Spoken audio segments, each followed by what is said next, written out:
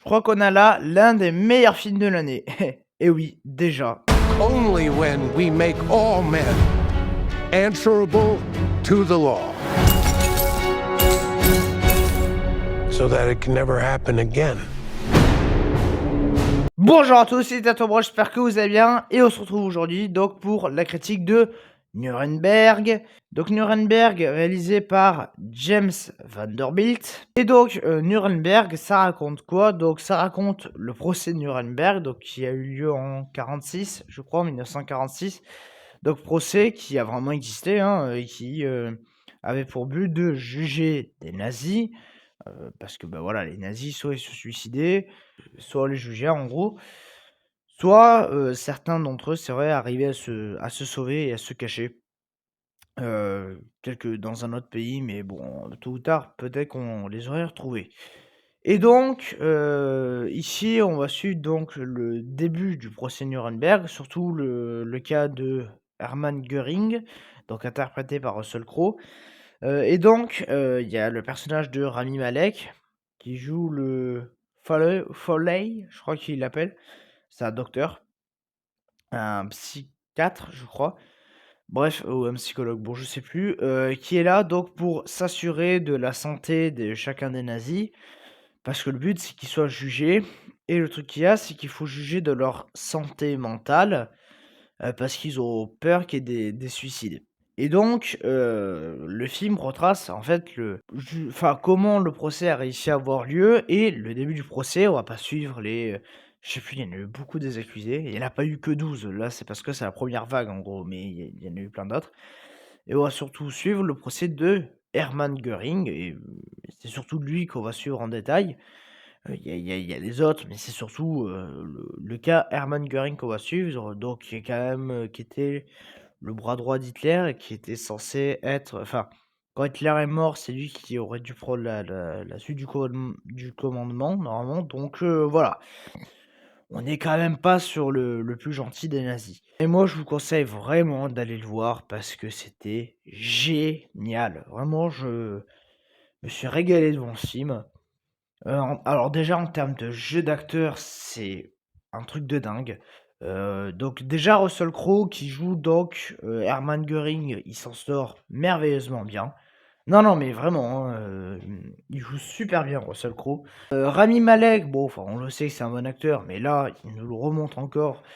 Il joue super bien, donc il joue un peu le psychologue. Et ce qu'il y a, c'est qu'on le missionne en fait de commencer à «espionner» entre guillemets, mais d'essayer de vraiment savoir, comment vaincre Göring. Parce que, au début, il dit: «Bon, bah, on leur pose 3 questions, puis c'est fini». Il dit: «Non, Göring, il est plus intelligent et ce qu'il y a, c'est que si lui tombe, tous les nazis tombent, donc il faut qu'il tombe». Donc voilà, c'est, vraiment, moi j'ai beaucoup aimé suivre cette histoire, ouais, il y a aussi alors je sais plus du tout le nom de l'acteur, celui qui joue, Zod dans Man of Steel, qui s'en sort pas mal ici non plus. Non, non, vraiment ça bon et d'autres que j'ai peut-être, pas leur nom. Donc il y a 1h10 avant le procès, la préparation, tout ça et 1h10 de procès.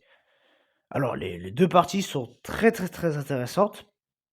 Mais en fait, la partie des 1h10 avant le procès, en fait, ce qui est bien, c'est que tu ne prends pas parti. Enfin, au fond de toi, tu sais que c'est l'enfoiré, Göring, c'est pas ça, mais ils te le vendent pas comme le gros connard, ils te le montrent un petit peu, enfin, des fois sur certains bords bien. Je vais, préciser mes termes, c'est-à-dire qu'il va prendre, par exemple, des tours de magie pour sa fille, tu sens que c'est quand même un bon père en soi, il est ce qu'il est, mais on te montre, en fait, le côté un peu humain de l'homme, avant de montrer les choses inhumaines qu'il a fait.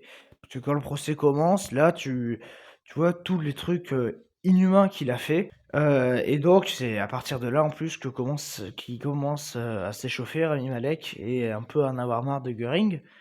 Mais donc la première partie est très intéressante parce qu'on t'explique pourquoi on le fait en Nuremberg. On te montre aussi, bah, que le procès, il y en a plein qui le voulaient pas parce qu'en fait, tout ce qu'ils voulaient, c'était zigouiller les nazis puis on passe à autre chose. Et on te montre les enjeux, à savoir que si le procès n'avait pas lieu, Bah, en gros, on risquait de sombrer dans une troisième guerre mondiale parce qu'il y aurait encore eu quelqu'un qui voulait se venger parce qu'on avait maltraité le peuple allemand et ça aurait fini avec une troisième guerre mondiale. Donc en gros, c'était pour éviter une troisième guerre mondiale. Donc c'est très bien, mais bon, le but c'était quand même qu'ils perdent et en général, c'était pas très compliqué vu les atrocités qu'ils ont fait. D'ailleurs, je me pose une question, est-ce qu'il y en a qui ont gagné? Des nazis qui ont gagné à leur procès ou pas?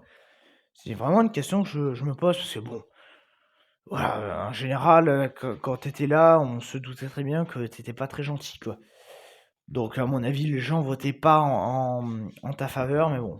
Et du coup, alors moi j'aime beaucoup les films de procès, vous savez, j'avais aimé Jury numéro 2, enfin bon voilà, moi les trucs de procès, avec le temps ça m'intéresse de plus en plus parce que je trouve que c'est surtout en fait un travail de mise en scène, plus que d'histoire à proprement parler, même s'il faut que le procès soit bien écrit. Et alors là, il y a une scène moi qui m'est restée en tête et vraiment d'une atrocité, sans nom. C'est en fait, ils projettent des images parce qu'ils sont allés filmer en fait les Américains à la libération des camps. Et donc, ils te projettent des images de qu'est-ce qu'ils ont trouvé dans les camps. Donc, des tas de cadavres. À un moment, tu as une espèce de tracteur qui pousse, mais tu as presque un mur de cadavres. Vraiment, tu te dis, waouh, ah oui, quand même. Alors, je crois que c'est enfin, c'est pas je crois, mais c'est des images vraies, hein. C'est vraiment des vraies images qu'ils ont pris, qu'ils ont insérées dans le film. C'est pas des images qui sont allées tourner. À ce moment-là, ouais, tu te sens pas bien, toi, spectateur. Moi, personnellement, je me suis pas très, très bien senti devant cette scène. Alors non, j'étais pas malade, mais où tu un frisson dans le dos, tu dis: «Ah, ouais, bon, oui, on comprend maintenant pourquoi ils veulent les juger». Même si tu le sais ce qui s'est passé, mais on évite de te montrer des images en général. Là, le film, il s'en bat les couilles de toi, hein. Il te montre, comme ça, tu comprends les enjeux qu'il y a.